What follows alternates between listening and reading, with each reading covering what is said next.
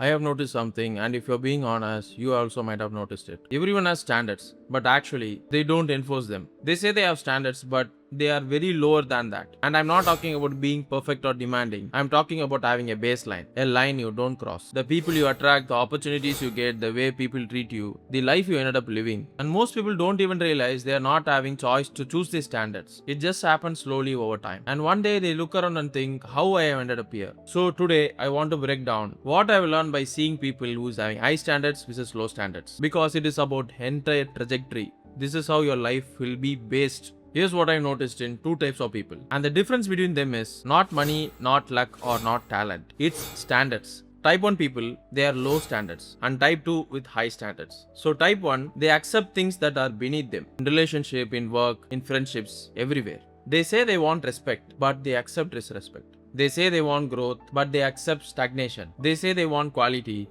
but they accept mediocrity. And because they accept these things, they attract more of that. And whereas type 2 people, they have a line and they don't cross it.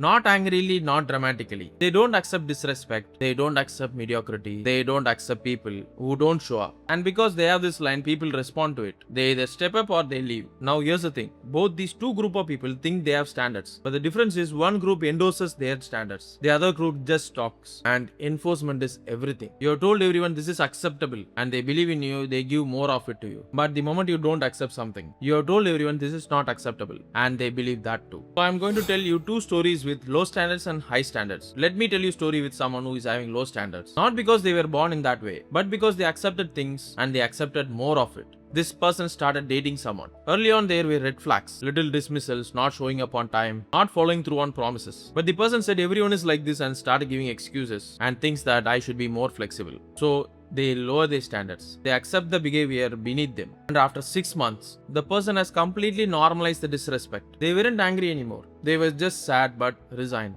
They thought that this is what love and this is what relationship will look like. But that was not true. They had just trained someone to disrespect them. So let me tell you now someone with high standards. Same scenario, similarly person trying to disrespect them. Same beginning, but this person has different story.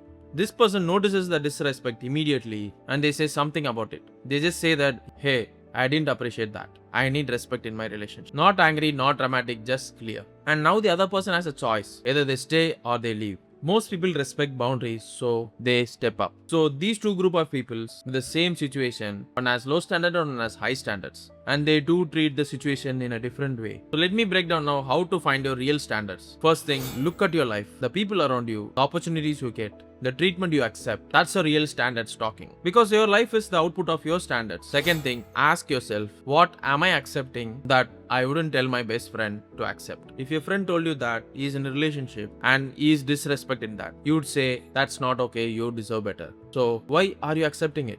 That gap, that's where your standards are too low. Third, identify one area where your standards are too low. Not everything, maybe one area. Maybe it's work, it's relationship or friendships. Fourth, raise your standards in that one area. Not aggressively, just clearly. Start saying no to what you don't want to accept. 5. Enforce it consistently. This is the hard part. Because people will test you. They'll see you if you really mean it. And the moment you compromise, you just told them that you don't mean it. So consistency is everything. Let me tell you what happens if you don't have standards in your life. It's not that something dramatic will happen. But without standards, you attract people who will disrespect you. You get jobs that don't fulfill you. You end up in situations that you never chose. And the worst part is, you start internalizing and you think that you deserve this. You think this is how is life, this is how it's normal. I should be grateful. But it's not normal, it's what you accepted. Here's what I want you to understand. Your standards aren't about being high maintenance or demanding. They are about self-respect. And self-respect is the foundation of everything. Good relationship, good opportunities, good life. The people with the best life, they are not smarter or luckier than you.